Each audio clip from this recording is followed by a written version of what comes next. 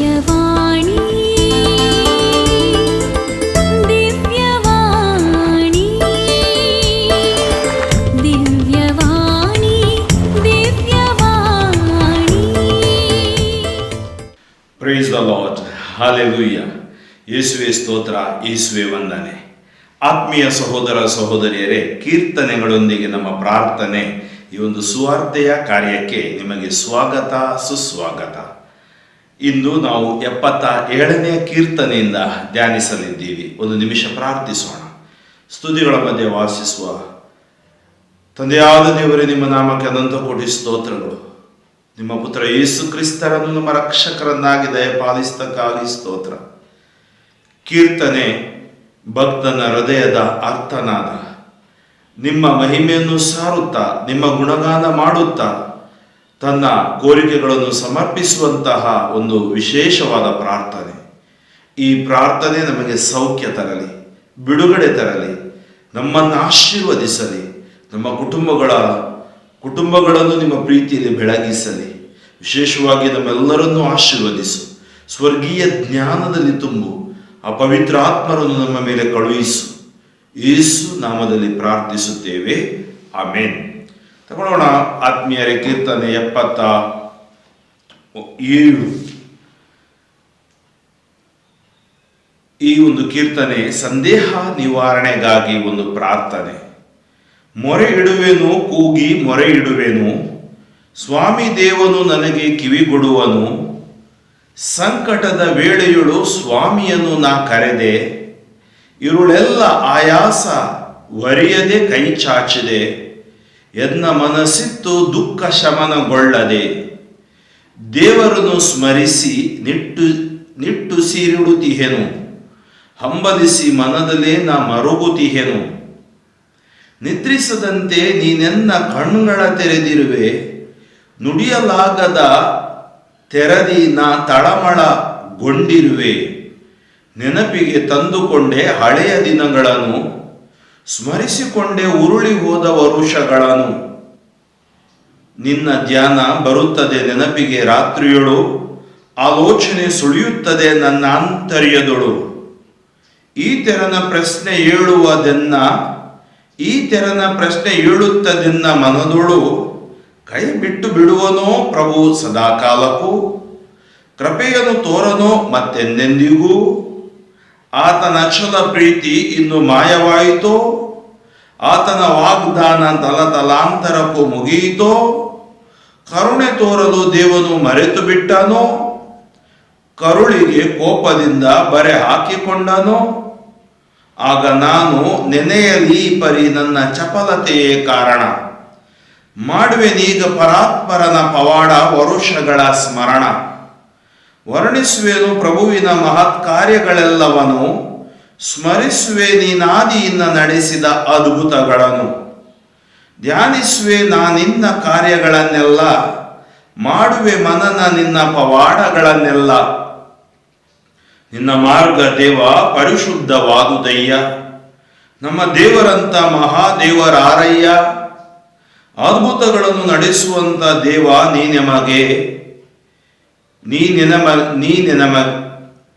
ಅದ್ಭುತಗಳನ್ನು ನಡೆಸುವಂತಹ ದೇವ ನೀ ನಮಗೆ ತೋರ್ಪಡಿಸಿದೆ ನಿನ್ನ ಪರಾಕ್ರಮವನ್ನು ಜನತೆಗೆ. ನಿನ್ನ ಭುಜ ಬಲದಿಂದ ಯಾಕೋಬ ಜೋಸೆಫ್ ವಂಶಜರನು ಉದ್ಧಾರ ಮಾಡಿದೆ ನಿನ್ನ ಪ್ರಜೆಗಳಾಗಿ ಆ ಜನರನು. ಜಲರಾಶಿಗಳು ದೇವ ನಿನ್ನ ಕಂಡವು, ಕಾಣುತ್ತಲೇ ನಡುಗಿ ತಳಮಳಗೊಂಡವು. ತಳದವರೆಗೂ ಅಲ್ಲೋಲ ಕಲ್ಲೋಲವಾದವು. ಮಳೆಗರಿಯುತ್ತ ಮೇಘಮಂಡಲವು, ಭುರ್ಗರಿಯುತ್ತ ಅಂತರಿಕ್ಷವು ಮಿಂಚಿದವು. ಎಲ್ಲೆಡೆ ನಿನ್ನಂಬುಗಳು ಮೊಳಗಿತು ನಿನ್ನ ಗುಡುಗು ಬಿರುಗಾಳಿಯಲ್ಲಿ. ಹೊಳೆಯಿತು ನಿನ್ನ ಮಿಂಚು ಇಡೀ ಲೋಕದಲ್ಲಿ. ಕಂಪಿಸಿತೀ ಭೂಮಂಡಲ ನಡುನಡುಗಿ. ಸಾಗರವನೇ ನೀ ತುಳಿದು ನಡೆದೆ, ಮಹಾಸಾಗರವನೇ ನೀ ದಾಟಿದೆ. ಹೆಜ್ಜೆಯ ಗುರುತನು ಕಾಣಬಿಡದೆ. ಕುರುಬನು ತನ್ನ ಕುರಿ ಮಂದೆಯನ್ನು ಕರೆದೊಯ್ಯುವಂತೆ ಮೋಶೆ ಆರೋನರಿಂದ ನಿನ್ನ ಪ್ರಜೆಗಳನ್ನು ನಡೆಸಿದೆ. ಆತ್ಮೀಯ ಸಹೋದರ ಸಹೋದರಿಯರೇ, ಈ ಕೀರ್ತನೆಯಲ್ಲಿ ನಾವು ಭಕ್ತನ ಸಂದೇಹ ನಿವಾರಣೆ, ಇದರ ಕುರಿತು ಒಂದು ಆಶೀರ್ವಾದವನ್ನು ನೋಡ್ತಾ ಇದ್ದೀವಿ.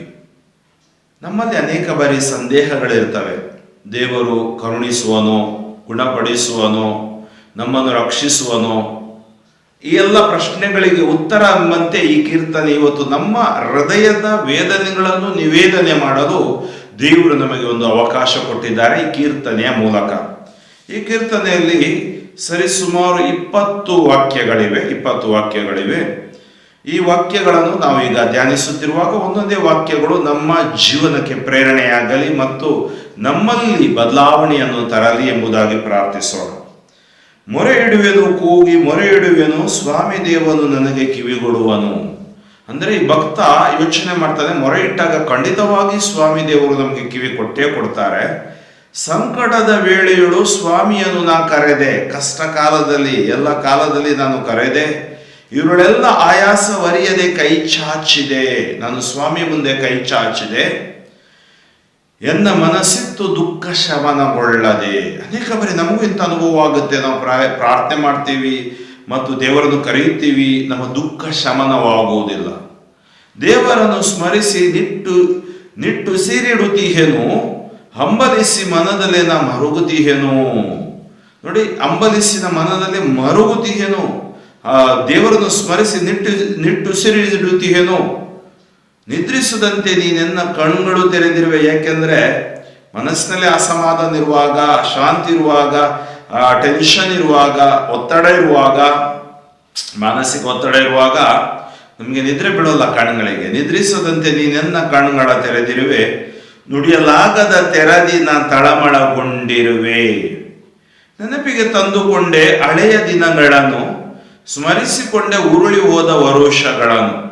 ನೆನಪಿಗೆ ತಂದುಕೊಂಡೆ ಹಳೆಯ ದಿನಗಳನ್ನು, ಸ್ಮರಿಸಿಕೊಂಡೆ ಉರುಳಿ ಹೋದ ವರುಷಗಳನ್ನು. ಯಾಕಂದ್ರೆ ಆ ದಿನಗಳಲ್ಲಿ ನೀನು ನನ್ನ ಜೊತೆಗಿದ್ದೀಯಾ, ಹೇಗೆ ನನ್ನನ್ನು ನಡೆಸ್ತಿದ್ಯಾ, ನನ್ನನ್ನು ಪ್ರೀತಿಸ್ತಿದ್ಯಾ, ಅದೆಲ್ಲ ನನ್ನ ನೆನಪಿಗೆ ಸ್ಮರಣೆಗೆ ಬರ್ತಾ ಇದೆ. ನೋಡಿ, ನಿನ್ನ ಧ್ಯಾನ ಬರುತ್ತದೆ ನೆನಪಿಗೆ ರಾತ್ರಿಯೋಳು, ಆಲೋಚನೆ ಸುಳಿಯುತ್ತದೆ ನನ್ನ ಆಂತರ್ಯದಳು. ನನ್ನ ಆಂತರ್ಯದಳು ಆಲೋಚನೆಗಳಿವೆ, ಆದರೆ ನಿನ್ನ ಧ್ಯಾನ ಬರುತ್ತದೆ ನನ್ನ ನೆನಪಿಗೆ ರಾತ್ರಿಯೋಳು. ಈ ತೆರನ ಪ್ರಶ್ನೆ ಏಳುತ್ತದೆನ್ನ ಮನ. ನೋಡಿ, ಪ್ರಶ್ನೆಗಳು ಹೇಳುತ್ತವೆ ನನ್ನ ಮನದಲ್ಲಿ. ಯಾವ ತರ ಪ್ರಶ್ನೆಗಳು? ಕೈ ಬಿಟ್ಟು ಬಿಡುವನೋ ಪ್ರಭು ಸದಾ ಕಾಲಕ್ಕೂ, ಕೃಪೆಯನ್ನು ತೋರನೋ ಮತ್ತೆಂದೆಂದಿಗೂ, ಆತನ ಅಚಲ ಪ್ರೀತಿ ಇನ್ನೂ ಮಾಯವಾಯಿತೋ, ಆತನ ವಾಗ್ದಾನ ತಲತಲಾಂತರಕ್ಕೂ ಮುಗಿಯಿತೋ, ಕರುಣೆ ತೋರಲು ದೇವನು ಮರೆತು ಬಿಟ್ಟನೋ. ನೋಡಿ, ಇವೆಲ್ಲ ನನಗೆ ಬರುವ ಪ್ರಶ್ನೆಗಳು. ಈ ತೆರನ ಪ್ರಶ್ನೆಗಳೇ ಇರುತ್ತವೆ ನನ್ನ ಮನದಲ್ಲಿ. ದೇವರು ನನ್ನ ಕೈ ಬಿಟ್ಟಿದ್ದಾರ, ಕೃಪೆ ತೋರದೇ ಇರ್ತಾರ, ಅಚಲ ಪ್ರೀತಿ ಮಾಯವಾಗಿ ಹೋಯ್ತಾ, ವಾಗ್ದಾನ ಮುಗಿದು ಹೋಯ್ತಾ, ಕರುಣೆ ತೋರಲು ಮರೆತು ಬಿಟ್ರ, ಕರುಳಿಗೆ ಕೋಪದಿಂದ ಬರೆ ಹಾಕಿಕೊಂಡ್ರ. ಆಗ ನಾನು ನೆನೆಯಲಿ ಪರಿ ನನ್ನ ಚಪಲತೆಯೇ ಕಾರಣ, ಮಾಡುವೆನೀಗ ಪರಾತ್ಪರದ ಪವಾಡ ವರುಷಗಳ ಸ್ಮರಣ. ನೋಡಿ, ಏನಾಗುತ್ತೆ ನಮ್ಮಲ್ಲಿರುವ ಒಳಗಡೆ ಆ ತಳಮಳ ಅಥವಾ ಕಳವಳ. ಬೈಬಲ್ ಹೇಳುತ್ತೆ, ಯೇಸು ಹೇಳ್ತಾರೆ 16ನೇ ಅಧ್ಯಾಯದಲ್ಲಿ, ನೀವು ಕಳವಳಗೊಳ್ಳದಿರಿ. ಇವತ್ತು ನಮ್ಮಲ್ಲಿ ಕಳವಳಗಳು ತುಂಬ ಇವೆ. ಅದಕ್ಕೆ ಈ ಒಂದು ಕಳವಳದ ವಾತಾವರಣ ನಮ್ಮನ್ನು ದೇವರಿಂದ ದೂರ ಕೊಂಡೊಯ್ಯುತ್ತದೆ. ಕರುಣೆ ತೋರಲು ದೇವರು ಮರೆತು ಬಿಟ್ಟನು. ಹೇಗೆ ಮರೆತು ಬಿಡಲು ಸಾಧ್ಯ? ದೇವರು ಕರುಣಾಸಾಗರ.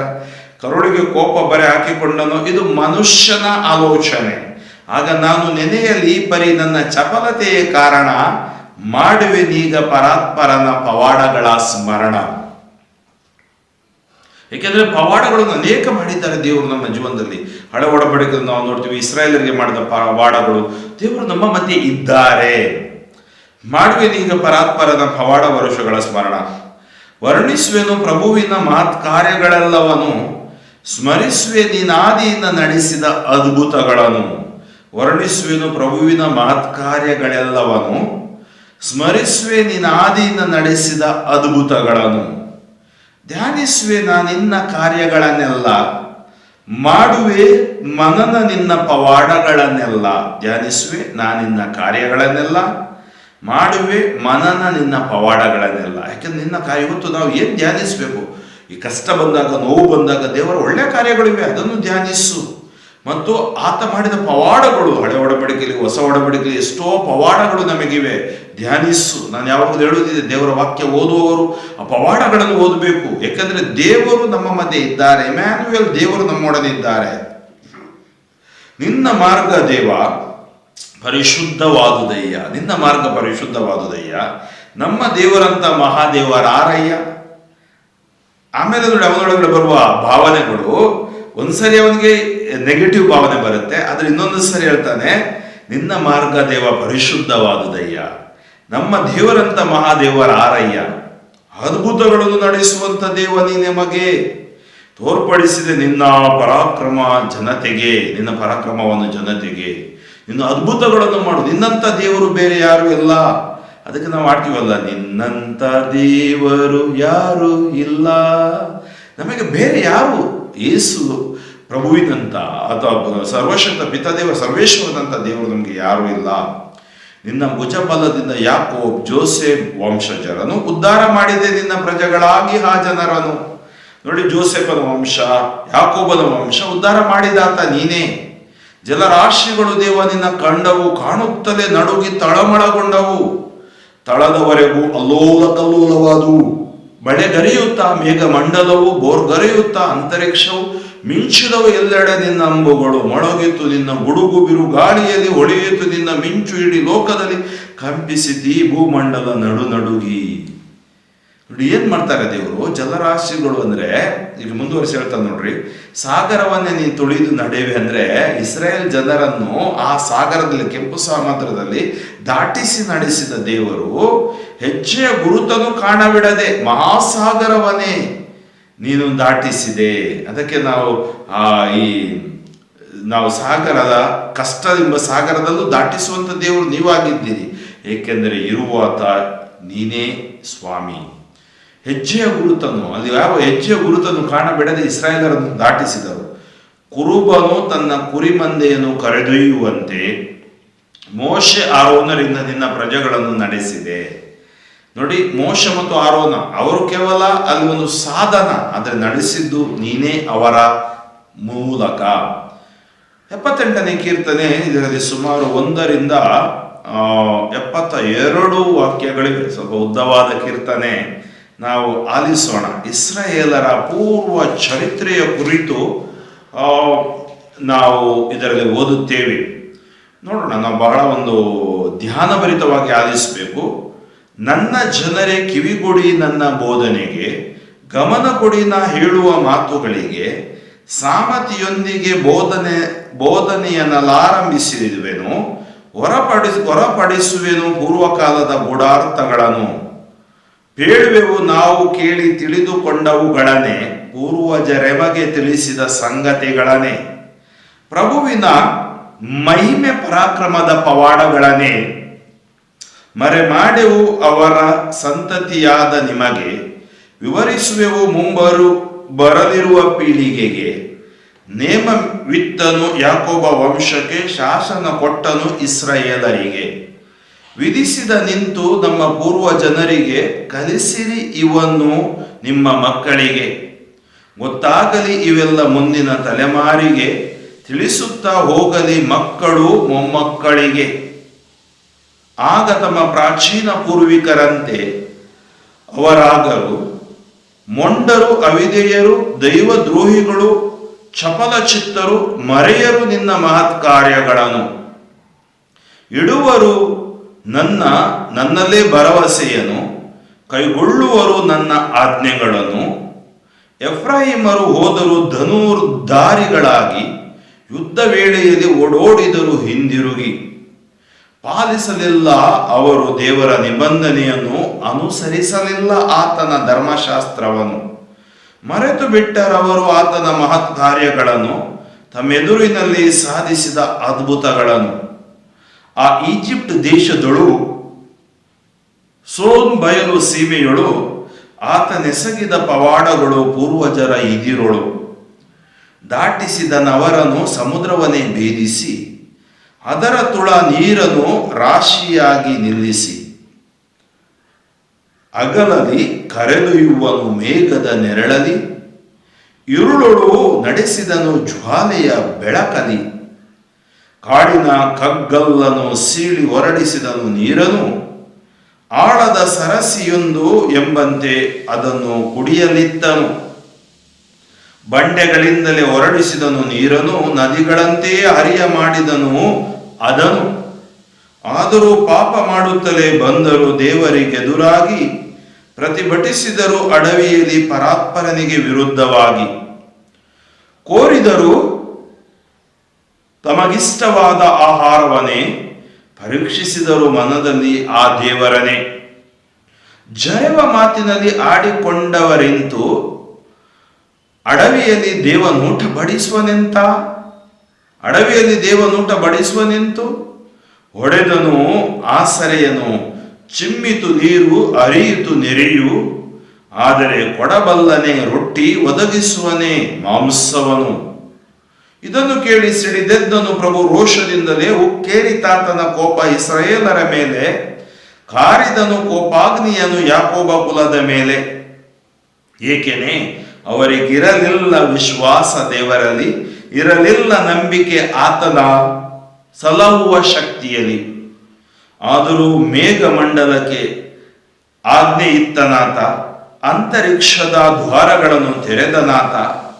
ಸುರಿಸಿದನು ಅವರ ಮೇಲೆ ಉಣಲು ಅನ್ನವನು, ಅನುಗ್ರಹಿಸಿದನು ಸ್ವರ್ಗದ ದವಸ ಧಾನ್ಯವನು.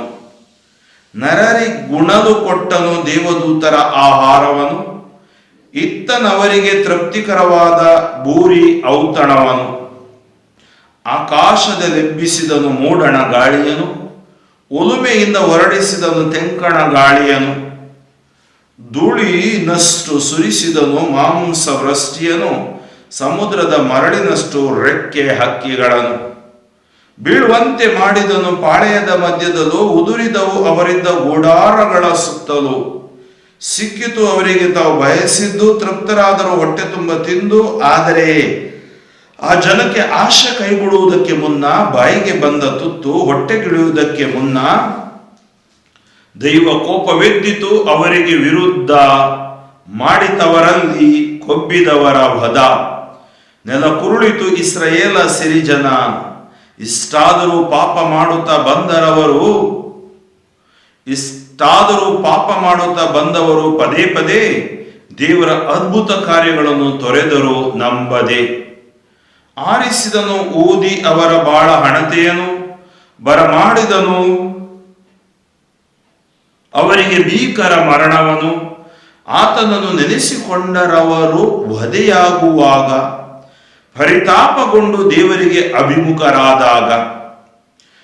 ನೆನೆದರಾಗ ದೇವರೇ ತಮಗಾಶ್ರಯ ದುರ್ಗವೆಂದು, ಆ ಪರಾತ್ಪರ ದೇವರೇ ತಮಗೆ ಉದ್ಧಾರಕನೆಂದು. ಆದರೆ ಅವರ ನಾಲಿಗೆ ಯಾಡಿತು ಅಸತ್ಯ, ಅವರ ಬಾಯಿ ಮಾಡಿತು ಕೇವಲ ಮುಖಸ್ತುತಿಯ. ನೆಲೆಯಾಗಿರಲಿಲ್ಲ ಅವರ ಹೃದಯ ಆತನಲ್ಲಿ, ಬದ್ಧರಾಗಿರಲಿಲ್ಲ ಆತನ ನಿಬಂಧನೆಗಳಲ್ಲಿ. ಆದರೂ ಕ್ಷಮಿಸಿದನವರನ್ನು ಆ ದಯಾಳು ನಾಶ ಮಾಡದೆ. ಕೋಪವ ತಾಳಿಕೊಂಡನು ಹಲವು ವೇಳೆ ಉದ್ರೇಕಗೊಳ್ಳದೆ. ನೆನೆದುಕೊಂಡನಾತ ಅವರು ಕೇವಲ ನರರೆಂದು ತಿಳಿದುಕೊಂಡನು, ಮರಳಿ ಬಾರದ ಉಸಿರವರೆಂದು. ಎಷ್ಟೋ ಸಾರಿ ಅವಿಧೇಯರಾಗಿ ನಡೆದುಕೊಂಡರು ಅರಣ್ಯದಲ್ಲಿ. ಎಷ್ಟೋ ಸಾರಿ ಆತನ ಮನ ನೋಯಿಸಿದರು ಮರುಭೂಮಿಯಲ್ಲಿ. ಪದೇ ಪದೇ ಪರೀಕ್ಷಿಸಿದರು ದೇವರನ್ನು, ಕೆಣಕಿದರು ಇಸ್ರಾಯೇಲರ ಸದಮಲನನು. ಮರೆತೇ ಬಿಟ್ಟರು ಆತನ ಭುಜಬಲವನು, ವೈರಿಗಳಿಂದ ಬಿಡುಗಡೆಯಾದ ಸಮಯವನು. ಕಡೆಗಣಿಸಿದರು ಈಜಿಪ್ಟಿನಲ್ಲಿ ಮಾಡಿದ ಪವಾಡಗಳನ್ನು. ಸೋನ್ ಬಯಲು ಸೀಮೆಯಲ್ಲಾತ ಮಾಡಿದ ಮಹತ್ ಕಾರ್ಯಗಳನ್ನು. ಅಲ್ಲಿ ಆತ ರಕ್ತವಾಗಿಸಿದನು ನದಿ ನೀರನು, ಕುಡಿಯಲಾಗದಂತೆ ಮಾಡಿದನ ತೊರೆ ನೀರನು. ಕಳುಹಿಸಿದನು ವಿನಾಶಕರ ಹುಳುಗಳನ್ನು, ಹಾಳು ಮಾಡುವ ವಿಷಮಂಡೂಕಗಳನ್ನು. ಬಿಟ್ಟನು ಬೆಳೆಗಳನ್ನು ಚಿಟ್ಟೆಗಳಿಗೆ, ಕಷ್ಟದ ಫಲಗಳನ್ನು ಮಿಡತೆಗಳಿಗೆ. ದ್ರಾಕ್ಷಾ ಲತೆಗಳನ್ನು ಹಾಳು ಮಾಡಿದನು ಆಲಿಕಲ್ಲಿನಿಂದ. ಅವರ ಅತ್ತಿ ಮರಗಳನ್ನು ನಾಶ ಮಾಡಿದನು ಕಲ್ಮಳೆಯಿಂದ. ಅವರ ದನ ಕರುಗಳನ್ನೊಪ್ಪಿಸಿದ ಕಲ್ಮಳೆಗೆ, ಅವರ ಕುರಿ ಮಂದೆಗಳನ್ನೊಪ್ಪಿಸಿದ ಸಿಡಿಲಿಗೆ. ಸುರಿಸಿದನು ಕೋಪ ರೌದ್ರಗಳನ್ನು, ಉಗ್ರ ಹಿಂಸೆಗಳನ್ನು, ಕಳುಹಿಸಿದನವರ ಮೇಲೆ ಸಂಹಾರಕ ದೂತಗಣಗಳನ್ನು. ಬೆತ್ತಿ ಬಿಟ್ಟನು, ತನ್ನ ಕ್ರೋಧಕ್ಕೆ ತುತ್ತಾಗಿಸಿದನು, ದೇಹಗಳನ್ನು ಜಾಡ್ಯಕ್ಕೆ, ಅಡ್ಡಿ ತರಲಿಲ್ಲ ಆತನು ಅವರ ಮರಣಕ್ಕೆ. ಸಂಹರಿಸಿದನು ಈಜಿಪ್ಟಿನ ಚೊಚ್ಚಲ ಮಕ್ಕಳನ್ನು, ಹಾಮನ ಮನೆತನದ ಮೊದಲ ಸಂತಾನವನು. ತನ್ನ ಜನರನ್ನು ಹೊರತಂದನು ಕುರಿ ಮಂದೆಯಂತೆ, ಅಡವಿಯೋಳು ಪರಿಪಾಲಿಸಿದನು ಕುರಿಗಾಹಿಯಂತೆ. ಅವರು ಅಂಜದಂತೆ ನಡೆಸಿದನು ಸುರಕ್ಷಿತವಾಗಿ, ಶತ್ರುಗಳನ್ನು ಆವರಿಸಿತು ಸಮುದ್ರವು ನುಂಗಿ. ಕರೆತಂದನವರನ್ನು ತನ್ನ ಪವಿತ್ರ ನಾಡಿಗೆ, ಭುಜಬಲಗಳಿಂದ ಗಳಿಸಿದ ಪರ್ವತ ಸೀಮೆಗೆ. ಓಡಿಸಿದನು ಅವರಿಗೆದುರಾಗಿದ್ದ ಜನಾಂಗಗಳನ್ನು, ಸುತ್ತಾಗಿ ಹಂಚಿದನು ಇಸ್ರಾಯೇಲರಿಗಾ ನಾಡನು. ನೆಲೆಗೊಳಿಸಿದನ ಜನಾಂಗದ ಬಿಡಾರದಲ್ಲಿ ಇವರನ್ನು. ಆದರೂ ಬಂಡೆದ್ದು ಪರೀಕ್ಷಿಸಿದರು ಪರಾತ್ಪರ ದೇವರನ್ನು, ಕೈಗೊಂಡು ನಡೆಯದೆ ಹೋದರು ಆತನ ವಿಧಿ ನಿಯಮಗಳನ್ನು. ನಂಬಿಕೆಗೆಟ್ಟ ದ್ರೋಹಿಗಳಾದರೂ ತಮ್ಮ ಹಿರಿಯರಂತೆ, ಆತನಿಗೆ ಎದುರು ಬಿದ್ದರು ಹಿಮ್ಮುಖವಾದ ಬಿಲ್ಲಿನಂತೆ. ಬೇಸರಗೊಳಿಸಿದರು ತಮ್ಮ ಪೂಜಾ ಸ್ಥಾನಗಳಿಂದ. ರೇಗಿಸಿದರಾತನನು ಕೆತ್ತನೆಯ ವಿಗ್ರಹಗಳಿಂದ. ರಣರೌದ್ರನಾದನು ಇದನರಿತ ದೇವನು, ತೊರೆದನು ಅಸಹ್ಯದಿಂದ ಇಸ್ರಾಯೇಲರನ್ನು. ತ್ಯಜಿಸಿದನು ಸಿಲೋವಿನಲ್ಲಿ ತನಗಿದ್ದ ಆಲಯವನು, ಜನರ ಮಧ್ಯೆ ವಾಸಿಸಲು ತನಗಿದ್ದ ಗುಡಾರವನು. ಒಪ್ಪಿಸಿದನು ತನ್ನ ಒಲುಮೆಯನ್ನು ಕೈಸೆರೆಗೆ, ತನ್ನ ಮಹಿಮೆಯನ್ನು ವಿರೋಧಿಗಳ ಕೈವಶಕ್ಕೆ. ಗುರಿ ಮಾಡಿದನು ತನ್ನ ಪ್ರಜೆಯನ್ನು ಖಡ್ಗಕ್ಕೆ, ಉಗ್ರವಾದನು ತನ್ನ ವಾರಸುದಾರರಿಗೆ.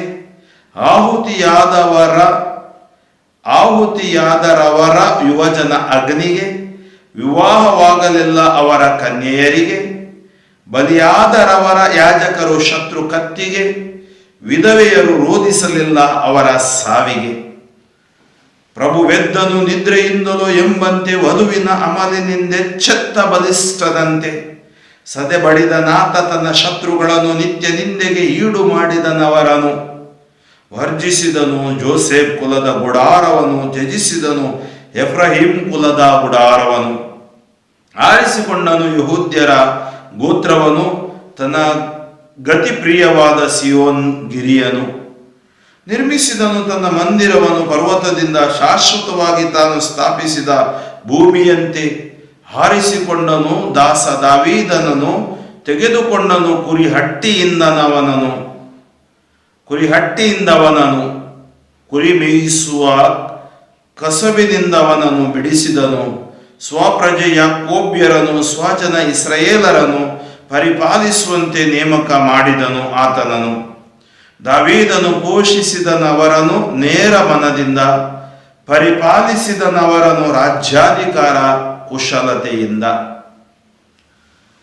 ಆತ್ಮೀಯ ಸಹೋದರ ಸಹೋದರಿಯರೇ, ಸುಮಾರು 72 ವಾಕ್ಯಗಳುಳ್ಳ ಒಂದು ಸ್ವಲ್ಪ ಉದ್ದವಾದ ಕೀರ್ತನೆ, ಆದರೆ ಇಸ್ರಾಯೇಲರ ಪೂರ್ವ ಚರಿತ್ರೆಯನ್ನು ನಮಗೆ ಮನಗಾಣಿಸುವ ಕೀರ್ತನೆ. ಹೇಗೆ ದೇವರು ಮಹತ್ ಕಾರ್ಯಗಳ ಮೂಲಕ ಇಸ್ರಾಯೇಲ್ ಜನಾಂಗವನ್ನು ಬಿಡಿಸಿದರು ಎಂಬುದಾಗಿ, ಮತ್ತು ಅವರ ಮನಸ್ಸಿನಲ್ಲಿ ಬಂದ ಸವಾಲುಗಳು, ದೇವರು ನಮಗೆ ನೀರನ್ನು ಕೊಡಲು ಸಾಧ್ಯವಾ ಈ ಅರಣ್ಯದಲ್ಲಿ, ಈ ಬಂಡೆಗಳ ಮಧ್ಯೆ? ಹಾಗೆಯೇ ದೇವರು ನಮಗೆ ಮಾಂಸಾಹಾರಿ ಆಹಾರವನ್ನು ಕೊಡಲು ಸಾಧ್ಯವಾ? ಅವರು ದೇವರನ್ನು ಪರೀಕ್ಷಿಸಿದರು.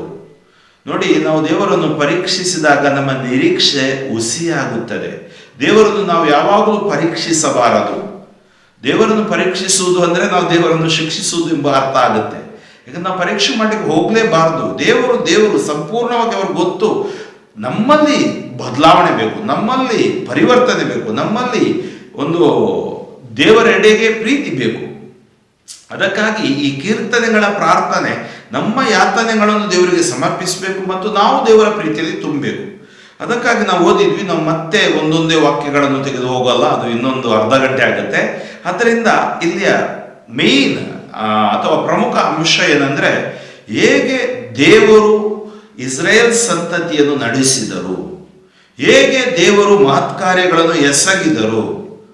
ನೋಡಿ, ಅವರು ದೇವರ ನಿಬಂಧನೆಗಳನ್ನು ಪಾಲಿಸಲಿಲ್ಲ, ಧರ್ಮಶಾಸ್ತ್ರವನ್ನು ಅನುಸರಿಸಲಿಲ್ಲ. ಆದ್ರೂ ದೇವರು ಅವರನ್ನು ಕೈ ಬಿಡಲಿಲ್ಲ. ದೇವರು ಮಾಡಿದ ಉಪಕಾರವನ್ನು ಅವರು ನೆನೆಸಲಿಲ್ಲ. ಎಷ್ಟೋ ಉಪಕಾರಗಳನ್ನು ದೇವರು ಮಾಡಿದ್ದು. ಅಂದ್ರೆ ನಾವೇನ್ ಮಾಡಬೇಕು, ನಮ್ಮ ಜೀವನದಲ್ಲಿ ಅನೇಕ ಬಾರಿ ಏನಾಗುತ್ತೆ, ಈ ಲೋಕದ ಹಿಂದೆ ನಾವು ಬಿದ್ದೋಗ್ತೀವಿ, ಲೋಕಕ್ಕೆ ಆಕರ್ಷಿತರಾಗ್ತೀವಿ. ಲೋಕದಲ್ಲಿ ಬಿದ್ದಾಗ ನಮಗೆ ದೇವರ ಆ ಪ್ರೀತಿಯ ಒಂದು ಕೊರತೆ ಕಾಣುತ್ತೆ ಅಥವಾ ಕಮ್ಮಿ ಆಗುತ್ತೆ ಅನ್ಬೋದು. ಅಂದ್ರೆ ನಾವು ಇವತ್ತು ನಮಗೆ 10 ಆಜ್ಞೆಗಳಿವೆ, ಸಂಸ್ಕಾರಗಳಿವೆ, ದೇವರ ವಾಕ್ಯ ಇದೆ, ಅದರ ಪ್ರಕಾರ ನಮ್ಮ ಜೀವನ ನಾವು ಕಟ್ಟತಕ್ಕದ್ದು. ಅದಕ್ಕಾಗಿ ದೇವರು ನಮ್ಮನ್ನು ಕರೆದಿದ್ದಾರೆ. ಆಮೇಲೆ ವಾಕ್ಯ 17, ಆದರೂ ಪಾಪ ಮಾಡುತ್ತಲೇ ಬಂದರು, ದೇವರಿಗೆ ಎದುರಾಗಿ ಪ್ರತಿಭಟಿಸಿದರು, ಅಡವಿಯಲ್ಲಿ ಪರಾತ್ಪರನಿಗೆ ವಿರುದ್ಧವಾಗಿ. ನೋಡಿ, ಅವರು ಏನ್ ಮಾಡಿದರು, ಕೋರಿದರು, ತಮಗಿಷ್ಟವಾದ ಆಹಾರವನ್ನೇ ಪರೀಕ್ಷಿಸಿದರು, ಮನದಲ್ಲಿ ಆ ದೇವರನ್ನೇ ಜರೆವ ಮಾತಿನಲ್ಲಿ ಆಡಿಕೊಂಡರಿತು. ಅಡವಿನಲ್ಲಿ ದೇವನ ಊಟ ಬಡಿಸುವನೆಂತೂ ಒಡೆದನು, ಆಸರೆಯನು, ಚಿಮ್ಮಿತು, ನೀರು ಹರಿಯಿತು ತೆರೆಯು, ಆದರೆ ಕೊಡಬಲ್ಲನೆ, ರೊಟ್ಟಿ ಒದಗಿಸುವನೆ ಮಾಂಸವನ್ನು. ಇದನ್ನು ಕೇಳಿ ಸಿಡಿದೆದ್ದನು ಪ್ರಭು ರೋಷದಿಂದಲೇ, ಉಕ್ಕೇರಿತಾತನ ಕೋಪ ಇಸ್ರಾಯೇಲರ ಮೇಲೆ, ಕಾರಿದನು ಕೋಪಾಗ್ನಿಯನ್ನು ಯಾಕೋಬ ಕುಲದ ಮೇಲೆ. ಏಕೆನೆ ಅವರಿಗಿರಲಿಲ್ಲ ವಿಶ್ವಾಸ ದೇವರಲ್ಲಿ, ಇರಲಿಲ್ಲ ನಂಬಿಕೆ ಆತನ ಸಲಹುವ ಶಕ್ತಿಯಲ್ಲಿ. ಇವತ್ತು ನಮಗೆ ಈ ಕೀರ್ತನೆ ಏನು ಕೊಡುತ್ತೆ, ನಮಗೆ ದೇವರಿಗೆ ವಿಶ್ವಾಸ ಕೊಡುತ್ತೆ ಮತ್ತು ನಮ್ಮನ್ನು ಸಲಹುವ ಶಕ್ತಿ ದೇವರಿಗಿದೆ. ಯಾವುದೇ ಸಮಸ್ಯೆ ಇರಬಹುದು, ಯಾವುದೇ ಟೆನ್ಷನ್ ತಾಪತ್ರೆ ಇರಬಹುದು, ದೇವರು ನಮ್ಮನ್ನು ಸಲಹುತ್ತಾರೆ, ದೇವರು ನಮ್ಮೊಂದಿಗಿದ್ದಾರೆ, ದೇವರು ನಮ್ಮನ್ನು ಕರುಣಿಸುತ್ತಾರೆ. ದೇವರು ದಯಾಮಯ, ಕೃಪಾಪೂರ್ಣ, ವಿನಯಶೀಲ ಅಂತ ದೇವರು ನಮಗಿದ್ದಾರೆ. ಎಷ್ಟು ಭಾಗ್ಯವಂತರು ನಾವು.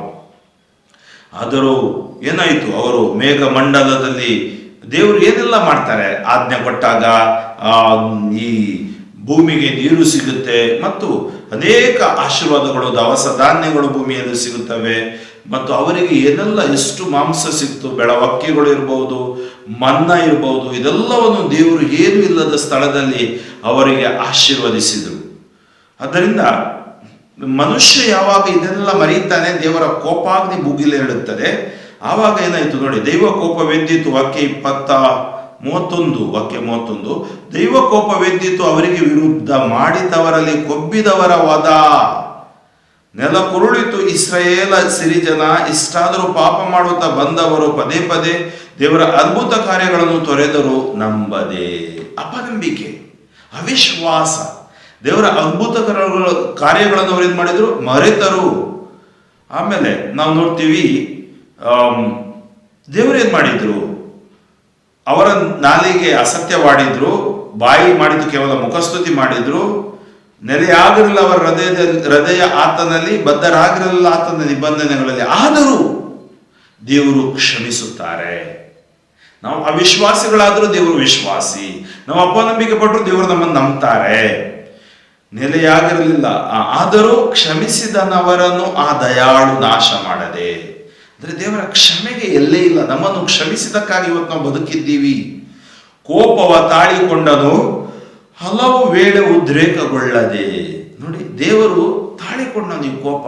ಒಂದಿನ ರೌದ್ರ ಹೊರಗಡೆ ಬೀಳಬಹುದು, ನಮ್ಗೆ ಗೊತ್ತಿಲ್ಲ, ಅಂತಿಮ ತೀರ್ಪಿನ ಸಮಯದಲ್ಲಿ. ಆಮೇಲೆ ನೆನೆದುಕೊಂಡನಾತ ಯಾರು? ದೇವರು ನೆನೆದುಕೊಂಡ. ಮನುಷ್ಯರು ಕೇವಲ ನರರು, ಧೂಳಿನಿಂದ ಬಂದವರು, ಉಸಿರು ಧೂಳಿಗೆ ವಾಪಸ್ ಹೋಗುವವರು. ಮತ್ತು ಎಷ್ಟೋ ಸಾರಿ ಅವಿಧೇಯರಾಗಿ ನಡೆದರೂ ಕೂಡ, ದೇವರ ಮನ ನೋಯಿಸಿದ್ರು ಕೂಡ, ದೇವರನ್ನು ಪರೀಕ್ಷಿಸಿದ್ರು ಕೂಡ, ದೇವರನ್ನು ಕೆಣಕಿ ಬಿಟ್ಟರು ಕೂಡ, ದೇವರನ್ನು ಮರೆತೇ ಬಿಟ್ಟರು ಕೂಡ, ದೇವರು ನಮ್ಮನ್ನು ಮರೆತು ಬಿಡುವುದಿಲ್ಲ. ದೇವರು ನಮ್ಮನ್ನು ಪ್ರೀತಿಸುತ್ತಾರೆ. ಆದ್ದರಿಂದ ನಾವು ನೋಡ್ತೀವಿ ಹೇಗೆ ದೇವರು ತಮ್ಮ ಪ್ರಜೆಗಳನ್ನು ಪ್ರೀತಿಸುತ್ತಾರೆ ಮತ್ತು ಈಜಿಪ್ಟಿನ ಮೇಲೆ ಹೇಗೆ ಅವರು ಅವರ ಹೃದಯ ಕಾಠಿಣ್ಯಕ್ಕೆ ಚೊಚ್ಚಲ ಮಗುವನ್ನು ಹೇಗೆ ಸಂಹರಿಸಿದ್ದು, ಅದರ ಕುರಿತು ಉಳಿದ ವಾಕ್ಯಗಳು ನಾವು ಓದ್ತೀವಿ, ಅಲ್ಲಿ ನಮಗೆ ಗೊತ್ತಾಗುತ್ತೆ. ಆಮೇಲೆ ಕೊನೆಯದಾಗಿ ದೇವರು ಹೇಗೆ ಈ ಒಂದು ಜನರನ್ನು ಪ್ರೀತಿಸುತ್ತಾರೆ, ಶಾಶ್ವತವಾಗಿ ಅವರು ನಮ್ಮೊಂದಿಗೆ ಮಂದಿರದಲ್ಲಿ ನೆಲೆಸಿರುತ್ತಾರೆ ಮತ್ತು ಆತ ನಮ್ಮನ್ನು ನಡೆಸುತ್ತಾನೆ. ಆತ್ಮೀಯರೇ, ಕೊನೆಯ ವಾಕ್ಯ ಇದೆ, ದಾವೀದನು ಪೋಷಿಸಿದ ನರವರನ್ನು ನೇರ ಮನದಿಂದ ಪರಿಪಾಲಿಸಿದನವರನ್ನು ರಾಜ್ಯಾಧಿಕಾರ ಕುಶಲತೆಯಿಂದ. ದಾವೀದನಿಗೂ ಕೂಡ ಆಶೀರ್ವಾದ ಸಿಕ್ಕಿತು ದೇವರಿಂದ. ಇವತ್ತು ನಾವು ರಾಜ್ಯಾಧಿಕಾರಿಗಳಿಗಾಗಿ ಪ್ರಾರ್ಥಿಸೋಣ. ನಮ್ಮ ಜೀವನದಲ್ಲಿ ಅಪನಂಬಿಕೆ ಪಡದೆ ವಿಶ್ವಾಸಿಸಿ ಮಾಡೋಣ. ಮತ್ತು ಈ ವಾಕ್ಯಗಳಲ್ಲಿ ನಮಗೆ ತೋರಿಸಿಕೊಟ್ಟ ದೇವರ ಆದಿ ಯಾವುದು, ದೇವರ ಆಲೋಚನೆಗಳು ಯಾವುದು, ದೇವರಿಗೆ ಅಸಾಧ್ಯವಾದದ್ದು ಯಾವುದಿಲ್ಲ, ಅದನ್ನು ಗಮನದಲ್ಲಿಟ್ಟು ನಾವು ನಮ್ಮ ಜೀವನವನ್ನು ಮುಂದುವರಿಸೋಣ. ಸರ್ವಶಕ್ತ ಕರುಣಾಳು ದೇವರೇ, ನಿಮ್ಮ ನಾಮಕ್ಕೆ ಅನಂತ ಕೋಟಿ ಸ್ತೋತ್ರಗಳು. ಇವತ್ತು ನಾವು ಧ್ಯಾನಿಸಿದ 77 ಮತ್ತು 78ನೇ ಕೀರ್ತನೆಯ ಆಶೀರ್ವಾದಗಳು ನಮ್ಮ ಮೇಲೆ ಹಿಡಿದು ಬರಲಿ. ನೀವು ಮಾಡಿದ ಪವಾಡ ಕಾರ್ಯಗಳು, ನೀವು ಎಸಗಿದ ಪ್ರತಿಯೊಂದು ಅದ್ಭುತ ಕಾರ್ಯಗಳು ಸ್ವಾರ್ಥಿಯಲ್ಲಿ ನಾವು ಓದ್ತೀವಿ. ಅವೆಲ್ಲಗಳನ್ನು ಓದಿ ನಿಮ್ಮನ್ನು ಆರಾಧಿಸುವಂತೆ ಆಶೀರ್ವದಿಸಿರಿ. ಎಲ್ಲ ಕೀಡುಗಳಿಂದ ಕಾದು ರಕ್ಷಿಸಿರಿ. ಆರೋಗ್ಯ, ಆನಂದ, ಆಯಸ್ಸು, ಅಭಿಷೇಕ, ಆದಾಯವನ್ನು ಕರುಣಿಸಿರಿ. ಯೇಸು ನಾಮದಲ್ಲಿ ಪ್ರಾರ್ಥನೆ ಆಲಿಸುತ್ತಿರುವ ಪ್ರತಿಯೊಬ್ಬರ ಮನಗಳನ್ನು ವಿಕೃತಗೊಳ್ಳದೆ ಪ್ರತಿಯೊಬ್ಬರಿಗೆ ಯೇಸು ಸ್ಪರ್ಶವಾಗಲಿ. ಎಲ್ಲ ಅಂಧಕಾರ ಶಕ್ತಿಗಳು, ಮೈಕ್ರೋನ್ ಅಥವಾ ಕೊರೋನಾದಂಥ ಸಾಂಕ್ರಾಮಿಕ ಪಿಡುಗುಗಳು ಬಿಟ್ಟು ಸುಟ್ಟು ಬೂದಿಯಾಗಲಿ. Touch them Lord, anoint them Lord, heal them Lord, bless them Lord. Hallelujah. ಯೇಸು ನಾಮದಲ್ಲಿ ನಿಮಗೆ ಜಯ, ಯೇಸು ವಾಕ್ಯದಲ್ಲಿ ನಿಮಗೆ ಬಿಡುಗಡೆ, ಯೇಸು ವಾಕ್ಯದಲ್ಲಿ ನಿಮಗೆ ಸ್ವಸ್ಥತೆ. ಸರ್ವಶಕ್ತ ದೇವರಾದ ಪಿತಾ ಮತ್ತು ಸುತ ಮತ್ತು ಪವಿತ್ರ ಆತ್ಮರು ನಿಮ್ಮನ್ನು ಆಶೀರ್ವದಿಸಲಿ. Amen. Father Franklin D'Souza, Shivamogga ಧರ್ಮಕ್ಷೇತ್ರ. ನನಗಾಗಿಯೂ ನನ್ನ ಸ್ವಾರ್ಥ ಸೇವೆಗಾಗಿಯೂ ಪ್ರಾರ್ಥಿಸಿರಿ. ಆಮೇನ್. ದಿವ್ಯವಾಣಿ